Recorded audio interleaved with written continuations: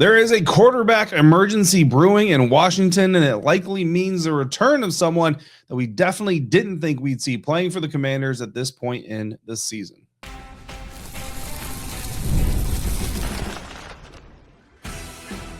You are Locked On Commanders, your daily podcast on the Washington Commanders.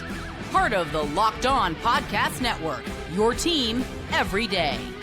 This is Locked On Commanders, part of the Locked On Podcast Network, the #1 sports podcast network in the world. I am David Harrison, your guy on the ground, credential media covering the Washington Commanders for WUSA 9, also writing for Commanders on SI, here with you 5 days a week. I want to thank you for coming through for today's episode. To the everydayers who come through for every episode, a special thank you goes out to you as well. And coming up on today's episode, we're going to talk about some of the players that are proving themselves to be some of the core keepers for this team moving forward. We're going to talk a little bit more about the disrespectful play calling and the approach that the Washington Commanders are taking following the day after a little bit of time to sleep on everything. And of course, we're going to start it all off with the quarterback emergency brewing in Washington and why it means there is a quarterback that we did not think we would see playing for the Commanders at this point in the season, but yet we are on the verge of potentially seeing that quarterback in action for the Commanders. All that coming up on today's episode of Locked On Commanders, a proud part of the Locked On Podcast Network, your team every day.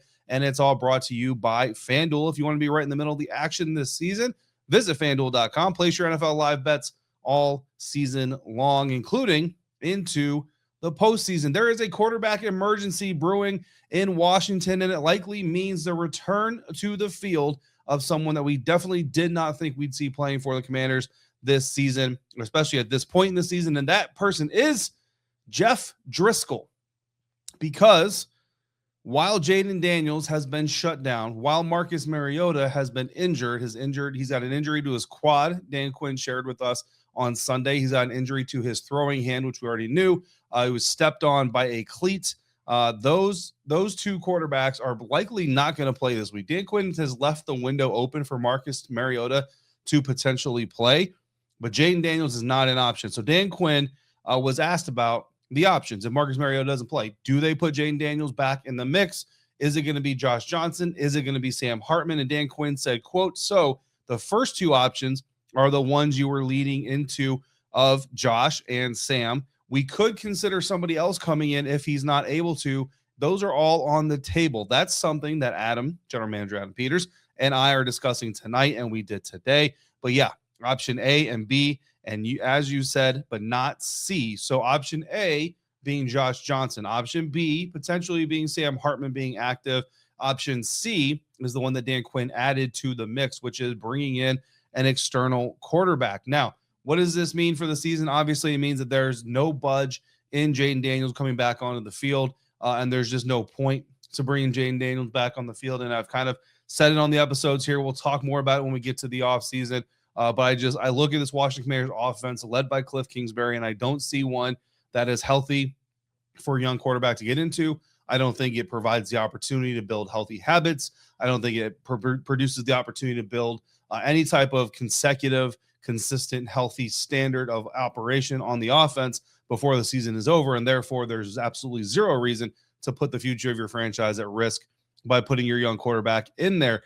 Option C is really what stood out to me, because Dan Quinn was not asked about the possibility of bringing in an external quarterback. He offered up the opportunity or potential of bringing in an external quarterback. And in his one-on-one conversation with John Duran of WSA 9 shortly after the media Zoom press conference that he holds every day after the game, he kind of doubled down on it and even said that Adam Peters had already made some calls and already had some conversations with people. So not only is it a possibility, but they're actively seeking out the potential for another quarterback to come into the mix here for the Washington Commanders for the final week or 2 weeks of this season. I think, honestly, Marcus Mariota just got spiked in the throwing hand. He's got a quad injury on top of it. I think it's probably time to shut him down and bring in one of those external quarterback options. And to me, when you look at the landscape, Jeff Driskel just makes the most sense. He has time in this system, spent all of last season with the Washington Commanders, with Cliff Kingsbury in this system. He's got a little bit of mobility. Obviously, he's a veteran. He's been around, and he is available. He is currently on the Arizona Cardinals practice squad. Now, while we were having this conversation with Dan Quinn, the Arizona Cardinals were in action. They were playing. Now, Jeff Driskel wasn't necessarily playing, But once that game comes to an end, and came to an end, I should say, because it's over at the time that we're recording this, I think all bets are off. I think the Washington Commanders could actually go out there, try to get Jeff Driskel back into the organization. You poach him off the practice squad. What it means is that he has to be on the active roster for the remainder of the season, since we're so close to the end of the season. So a simple move is you put Marcus Mariota on IR, effectively ending his season with that spiked hand and that quad injury. And that sucks for Marcus, because the opportunity to put, even 2 more games of hopefully good tape out there for the world to see, and potentially get himself a job next offseason that gives him a better opportunity than Washington does, certainly was going to be there. But you bring in Jeff Driskel, you have Josh Johnson, and, unfortunately for those who are just pining over seeing Sam Hartman on the field, Sam stays on the practice squad and probably does not get activated for the rest of the season. As far as spinning up a new quarterback, one that comes in, Dan Quinn did acknowledge, quote, I would say difficult, not impossible, but definitely difficult to get him ready. I think we just saw somebody do it last week or 2 weeks ago pretty quickly, end quote. Talking about Phillip Rivers, and the similarities between Phillip Rivers and Jeff Driskel are that both guys know these systems. They know these systems. They know the languages. They know all these things. So I think Jeff Driskel is, honestly, if you're looking at an external quarterback to bring in, he is the most likely candidate. Would he start over Josh Johnson?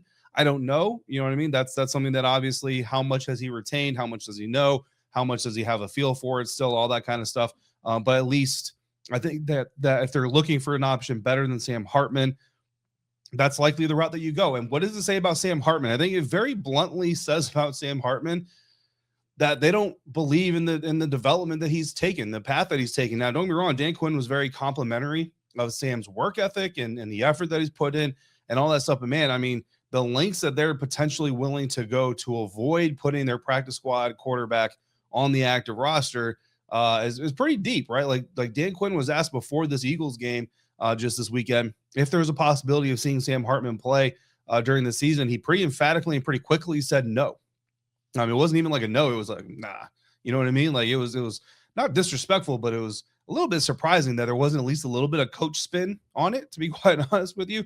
And then now with Marcus Mariota injured, Josh Johnson kind of doing what he does, like even then it's not like, okay, fine, like Sam can come on the active roster and maybe he'll get some burn, maybe he'll get some reps. Now it's like we might just go out and get somebody who hasn't even been on our roster for the first 16 weeks of the season to bring them in and see what they can do. And it's not like when you look at a quarterback in Sam Hartman, who was an undrafted free agent last year, came on the team, practice squad player, all last year, all this year. It's not like there's some like high expectations for him, but man, if you're not even like, if you're willing to go as far as to just call dudes who haven't even been on your team all year to potentially come in and suit up instead of that practice squad guy, maybe he shouldn't be on your practice squad anymore, right? Like maybe like next year you should find a different kind of guy to maybe give some of those reps to or give some of those opportunities to. I don't know. I mean, I'm not going to get too bent out of shape over who's on the practice squad and how many practice squad spots there are being taken and all that kind of stuff. But it is pretty damning, a pretty damning narrative on the Sam Hartman development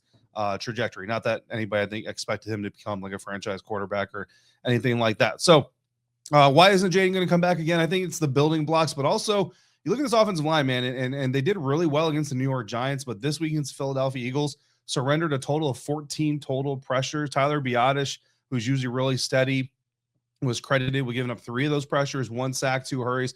Chris Paul, who, again, I think I give a little bit of a grain of salt because some of these things came in some pretty obvious situations, but still allowed 4 pressures. Sam Cosmi and Brandon Coleman also giving up some before they were each injured. So I think that, that's part of it as well. And it kind of just goes back to the basis of this system and this offense not being a fertile, growing atmosphere for a young quarterback, which who knows? Maybe that's also why they don't want to put Sam Hartman in there. Maybe because he could be the future backup and they don't want to put him at risk either. I would have to lean towards Josh Johnson starting on Thursday, even if Jeff Driskel comes in, because at least Josh has been here, for the season, all that stuff. But I think there could be a short hook on Josh. If he goes out there and doesn't look solid early on, you could see Jeff Driskel get an opportunity because this team is coming out there trying to compete at the end of the season. So that's the latest from talking to Dan Quinn post game. We're going to go back a little bit to the Washington Commanders loss to the Philadelphia Eagles because the 2-point conversion play call there near the end that's ended up sparking the fight at the end near the end of the game was disrespectful, but focusing on what they can do is exactly what the Commanders are doing, and it's exactly what they should do. Coming up next on today's episode of Locked On Commanders, part of the Locked On Podcast Network, your team every day. And today's episode is brought to you in part by Car Gurus. Car shopping should feel exciting, not confusing. And with Car Gurus, you get the confidence you deserve. They cut through all the noise so you can actually see the best deals on cars you want, because when it comes to a big purchase, you deserve the best deal possible. Car Gurus makes that whole process simple by giving you real information, real deal ratings, and more listings than anyone else, so you can shop the way you want. You can use Car Gurus deal ratings to compare cars quickly without having to guess whether the price is fair. And you're going to love being able to filter by everything. You can filter by miles, trim, feature. So you're only seeing cars that actually fit what it is you're looking for. Car Gurus connects you with the trusted dealerships for a transparent and hassle-free buying process. With over 4 million listings, the most of any major online automotive marketplace, you're always going to find the best deal. So shop the way you want with the tools, data, and unbiased deal ratings that make it easy. Buy or sell your car today at cargurus.com. That's CARGURUS.com, cargurus.com. Thank you again for making Locked On Commanders your first listen or your first view today and every day. And thank you for making Locked On the #1 sports podcast network in the world. If you're a true diehard Washington Commanders fan, the Everyday or All Access tier is built for you. You'll get one-on-one text access with me, all access episodes, an exclusive newsletter, and a 15% discount to the Locked On merch store. Head over to lockedoncommanders.supercast.com to join the Everydayer Club and unlock all access. You can also find the link to to sign up in the show notes. On Saturday nights before I left the stadium, all access members got Bobby Wagner, Quan Martin, locker room audio, and the day after here before this show goes live, we'll also receive Terry McLaurin and Jeremy Reeves post-game locker room audio, and of course, a lot of fun stuff. Typically, we also want to do a post-game film session. However, we're going to see if I've got enough time, folks. I'll be honest with you. Monday, we got practice again. Tuesday, we got practice. Very quick turnaround because of the Thursday game, so bear with me. But typically, in a normal week or a normal spread out or normal spread in the schedule, we would also have a film study from every single game, whether it be one play or one batch or something like that. So lots of good stuff coming there. Unlike what came from the Philadelphia Eagles when they very disrespectfully went for a 2-point conversion late in the game, less than 5 minutes left in the game, already up 3 scores, but focusing on what they can control is exactly what the Washington Commanders are trying to do, and exactly, honestly, what they should do in the aftermath. Again, the night of, the emotions are still going to be high. The disrespect is still going to burn a little bit brighter and all that stuff. But once you get a little bit of sleep and you get to kind of separate it from it a little bit, it kind of just kind of becomes what it is. And again, the focus needs to turn into what you can control. So Sirianni going up for 2 was already up by 17 points. Decided to go for 2. Less than 5 minutes left in the fourth quarter. The Washington Commanders had not been able to really generate any type of offense since Marcus Mariota had gone down with his injury. The defense wasn't necessarily stopping anything. We'll talk more about that here in just a second. So the decision to go for 2 really just came across as pure shenanigans and pure just jackassery from Nick Sirianni. Now, after the game, Sirianni did try to say, quote, "Yeah, we talked about it. We didn't want to go up 17, obviously, or we were up 17 to go up 18. We did the math and said, hey, we wanted to be able to make sure we were up 19. It was a little bit bigger that way. They could only tie you with a field goal and 2 touchdowns with a 2-point conversion. So we were already up 3 scores. We wanted to make sure we went up that way just in case. And that was what our math told us in that particular case. And that's what we did. We went and executed," end quote. And yeah, listen, Nick is first of all, he's full of crap. That's not why he went for 2. He absolutely went for 2 because his team hadn't been playing well, hadn't been winning, and had a lot of turmoil. And he's like, hey, we have an opportunity not to just kick somebody else while they're down, but to make ourselves feel a little bit better because of it. They're literally the bully on the schoolyard who ended up going to a school.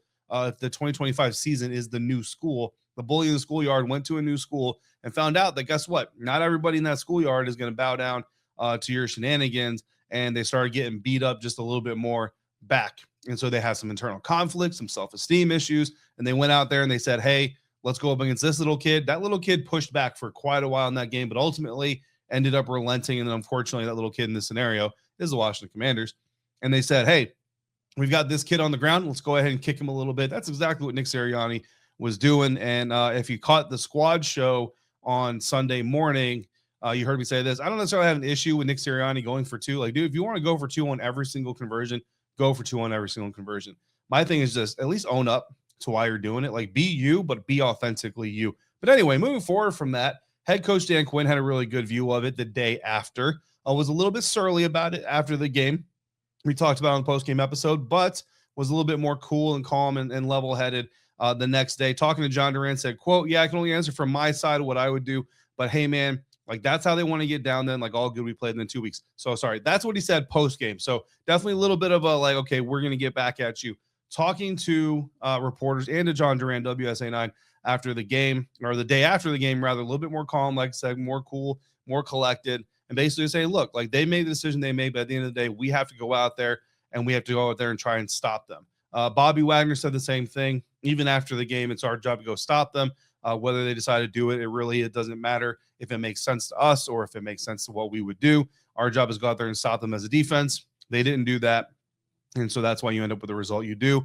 Again, I'm paraphrasing there for Bobby Wagner. Now, of course, the entire thing led into this major scrap. You know, the touchdown was scored, and then after the 2-point conversion converted by Saquon Barkley is when you had the scuffle, the fights, the brawl, whatever you want to call it. Mike Sainristil, right in the middle of it, during his post-game press conference or interview, he said, quote, "I don't know what started it," was talking about. He said, "I just know what I saw. My brother's out there, so I'm going to go do everything to protect my brothers," end quote. And I think that, it's not like, I don't want to make this like some profound brotherhood type of example, but it is an example of this team being willing to continue to go out there and fight for each other. And of course, the same old jokes that every time somebody fights come up is like, "Oh, now you want to fight. Where was that fight, a little while ago?" But honestly, I think one of the biggest travesties of this loss, especially when you look at the box score and you look at the score differential and all that kind of stuff, is that a really solid defensive performance for the most part is going to go by the wayside, and really nobody's going to talk about it. Now, again, at the end of the game, some sloppy tackling, those types of things absolutely crept back up, absolutely hurt them. And I'm not saying that even throughout the game they were perfect. They gave up a lot of rushing yards to Jalen Hurts, things like that. So nobody's saying they were perfect, but very solid defensive performance for the majority of this game. And I think that if the offense was able to generate more than 50% pass completions for Marcus Mariota for less than 100 yards, 50% less than 50% completion rate by Josh Johnson and less than 50 yards, I think that if the offense can generate a little bit, then you have the opportunity to potentially go out there and do some things. And I'll tell you, when it comes to the conversation of Cliff Kingsbury and the future of this offense and all these things, like, I know there's no Noah Brown, I know there's no Zach Ertz, and I know that there's no Jayden Daniels, but Terry McLaurin is out there. Deebo Samuel is out there. You got a running game that is generating over 3 yards after contact with your two primary backs. Both of your running backs are averaging more than 4 yards per carry. This offense has got to be able to generate some momentum, got to be able to generate some points. Because when you look at it, the 10 points they scored, so go 10-7 by the end of the half, the end of the first half, except for the only points that offense generated by themselves was the touchdown, which is good that you got the touchdown by yourself. But one scoring drive in the first half generated by the offense specifically, because the other one was generated by special teams. It was a fumble caused by Mike Sainristil, recovered by Cam Medrano. So it's not even two offensive players on the special teams, it's two defensive players on the special teams generating the first points of the game for the Washington Commanders. And so you just have to be able to find a way to generate some offense, man. Like, it's just, you have a veteran quarterback out there. It's not like you're out there playing with the rookie that the Minnesota Vikings are playing with when J.J. McCarthy goes out the game. Like, I just feel like you have to be able to generate some things. You look at the way that the Philadelphia Eagles got A.J. Brown involved, having him run some shorter things, use some of the leverage and manipulation that he can do against the defense.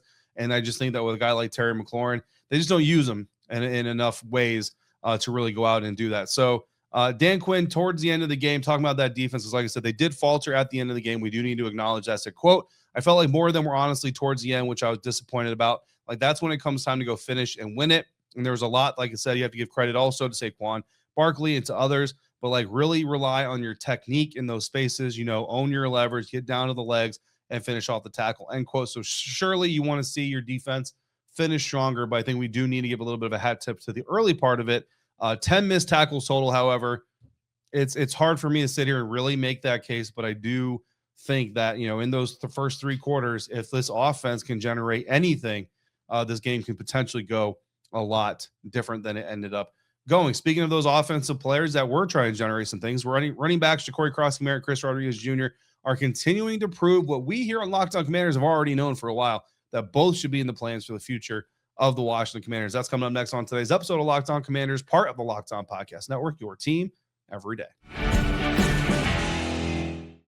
And today's episode of Locked On Commanders brought to you by FanDuel. NFL Sundays move fast, one big play, and suddenly everything feels different. That's what makes live betting with FanDuel so exciting. You're not just watching the game, you're reacting to it in real time. With FanDuel, you can place bets as the action unfolds, every drive, every momentum swing, every highlight moment. Live betting is best when the game starts to shift, when a receiver gets hot or a defense tightens up or a momentum flips after a turnover or a running back like Saquon Barkley starts to roll a little bit in the second half. FanDuel lets you jump in at that moment to get your live spreads and money lines adjusted instantly, hit your player props, update with guys that are heating up. You can still do the same game parlays, all that stuff. You can bet on the next touchdown score, drive results, totals, and even more as it keeps you up to date from snap to snap. The Commanders are currently 5.5-point underdogs heading into Christmas home game against the Dallas Cowboys. So if you want to be right in the middle of the action this season, visit FanDuel.com. Place your NFL live bets all season long with FanDuel. The game moves fast,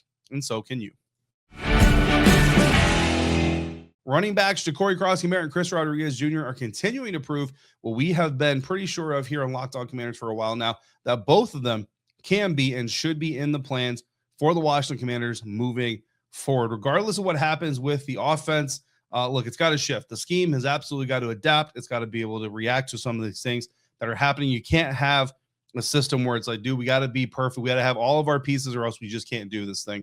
And that's just kind of what it looks like here for the offense in 2025 for the Washington Commanders. Jacory, Croskey-Merritt, I think, looks like a very efficient part of the future. He kind of reminds me of a higher ceiling, maybe overall better version of Austin Eckler. Now, I say overall and higher ceiling because right now, like, Austin can run the ball. Obviously, he's got a little bit of wiggle when he's healthy, of course.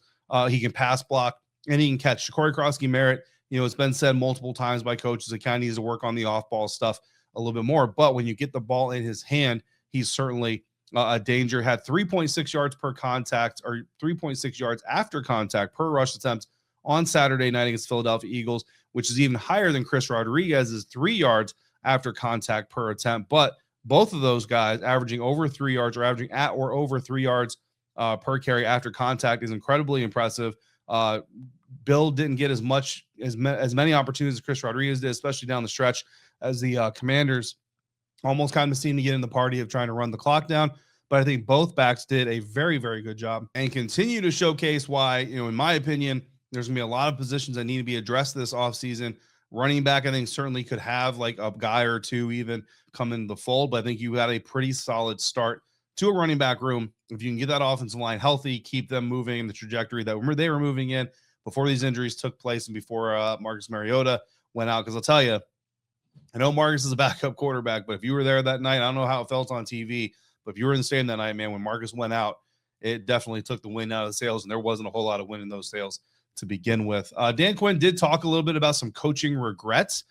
So he had 2 4th downs specifically that he faced. He punted on a 4th and 5 from around midfield while trailing in the fourth quarter. A lot of people didn't like that. I think it was JP Finley actually asked the question on the Zoom about why he punted for it, there in that situation. DQ said, quote, the first one, which is the one earlier, I thought too early. And the second one, I think I could have flipped a coin and say, okay, this is a better chance for us to go here than not. Knowing that they're also hard to stop. We got a good one the series before.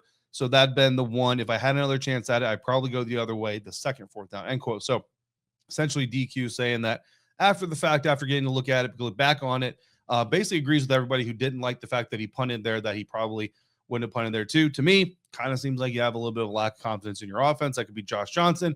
It could also just be schematics. And honestly, you don't have a lot of reasons looking back at it to be fully confident in your offense as it stands today. So like I said, in the offseason, change certainly needs to take place in one way, shape, or another. Let's talk about Mike Sainristil. So Mikey this season as a cornerback has been kind of a mixed bag, right? He's had some ups, he's had some downs. Certainly the move back inside hasn't gone as well as I think maybe the team thought it would. Maybe, even Mikey, although I do remember conversations last year where Mikey said he'd like to stay outside.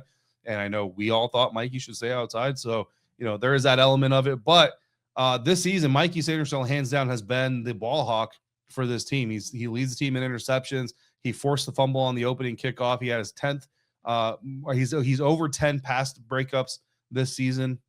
But, he was targeted 6 times, allowed 5 catches for 61 yards. So, there's certainly some ups and downs, like we said, but we do want to give a hat tip to Mike Sainristil being that turnover creator, at least more than anybody else on the team so far this season. I think his trajectory as a young defensive back still is on a good path, as long as whoever the next defense coordinator is keeps him outside. Just keep him outside. That's going to do it for today's episode. Next time on Locked On Commanders, we'll be back at practice, Monday practice. Washington Commanders getting ready to host the Dallas Cowboys, so we'll come back with a lot more information, another conversation with Dan Quinn, and another trip inside the locker room. Make sure you are subscribed, follow along on Locked On Commanders so you get all the latest episodes. And you can also follow me on X at DHarrison82 or on Instagram at DHarrison_82. If you need any last-minute holiday gifts or someone keeps asking you what you want, make it easy for them. Tell them you want the Everydayer Club, ad-free episodes of this show, exclusive Discord service, server access, and more. Subscriptions can be gifted through lockedoncommanders.supercast.com. For your next listen of the day, check out Locked On NFL on YouTube or on audio, wherever you're listening to this podcast. To the Everydayers, I see you. I appreciate you every single day. And I thank you again for coming through yet again today. Until next time, stay safe, be kind to one another. We'll talk again real soon right here on Locked On Commanders, part of the Locked On Podcast Network, your team every day.